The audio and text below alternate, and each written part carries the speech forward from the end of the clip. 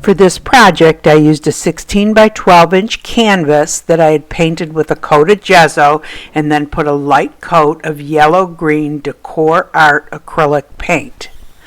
Then I printed up some free clip art of a rabbit, cut it out, put it on the canvas, and traced it out with a regular pencil.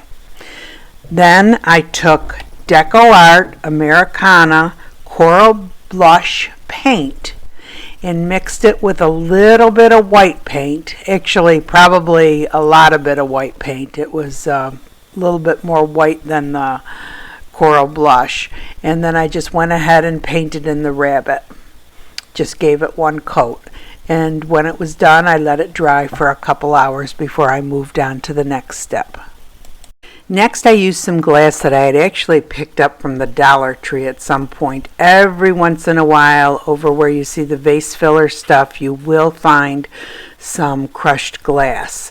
And this is more like the size of fiberglass. But you could also achieve this effect by getting fiberglass. And I have a new spray paint now called Montana Cans. I'll link it in the description. It's actually glass paint that's semi-translucent, and this is actually a coral color that I picked up that's very pretty, and I think you would get the same effect if you wanted that particular color.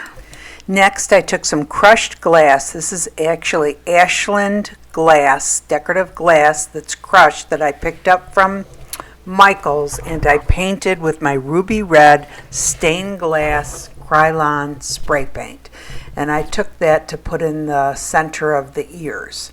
And then I took the kind of coral or peachy colored glass that I had picked up from the Dollar Tree, and like I said, you could achieve this same effect by getting 1/4 inch fiberglass and spraying it with this new spray paint that I have, the Montana Cans Frosted Glass Effect spray paint.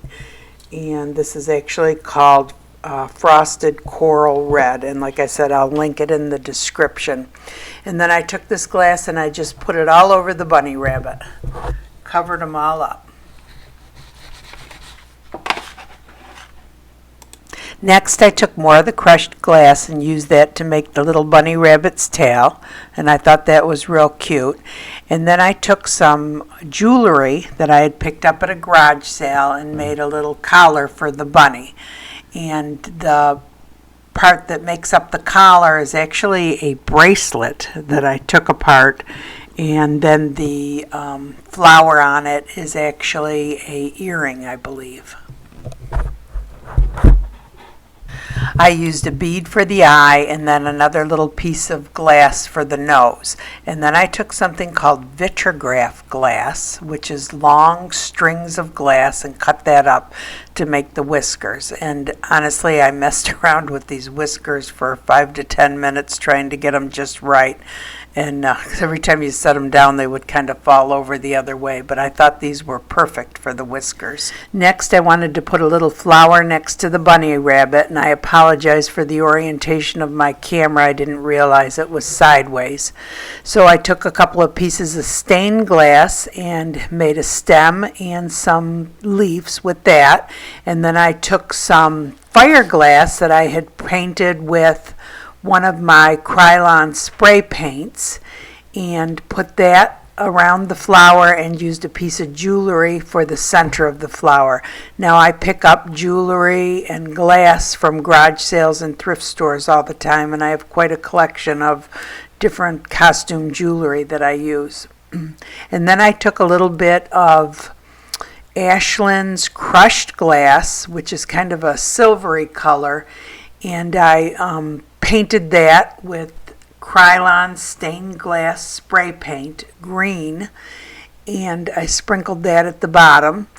And then I went and hunted through my stained glass again and found some little pieces to kind of make it look like glass or grass, and I put that at the very bottom. And now she's ready for resin.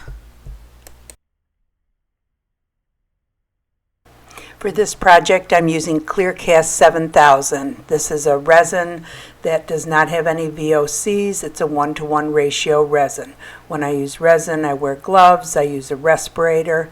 When you first pour these in the container, to mix, it's clear. As you start mixing it, it becomes cloudy, and then you'll notice after about 3 minutes of mixing, it becomes clear again. The slower you mix it, the less bubbles you'll get. You need to scrape the bottom and the sides as you mix it to assure thorough mixing. And I know it looks like I'm mixing real fast, but I have the video in fast forward on this. And once it becomes clear again, after about 3 minutes, you're ready to put it on the project. I typically use the spoon to drizzle it over the glass first to make sure the glass adheres to the canvas. And I've recently learned that you really don't need that much resin on the canvas itself. Just as long as it's all covered, it will be shiny. So I use my gloved finger to spread it all around. And I do not like it to drip off the side because it leaves all the little drips underneath.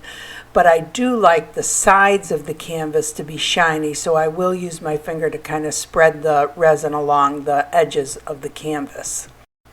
Next, I use my little kitchen torch to get the bubbles out. I find this much handier than the heat gun with the long cord on it. And when I'm done and think I have all the bubbles out, I cover it with a clear plastic container to prevent any debris from getting in it. Hey everyone. So what I changed on him since I ended the video was I put a bigger eye on him. If you'll notice, rabbits have more of an oval, a longer eye. That little eye that I had on there was just too small. He looked funny. And then I added a couple of pieces of glass here because I thought his face looked too straight. It needed to come up. And I just put a couple pieces of glass, and then I was making something else, so I put a couple drips of resin. So the thing you have to be careful of, if you're not going to re-resin the whole piece, if you put the resin there, it'll kind of spread this way. So I had to kind of tip it up and let it dry this way so that the resin would run that, this way. I only put a couple drops on, but otherwise you would actually see a little puddle of resin even after it dried. So that's what I changed. And so two things, the eye, I put a couple more pieces of glass there, and I also put the little butterfly on it. And so with this glass was pink. And I know everybody doesn't have pink glass laying around.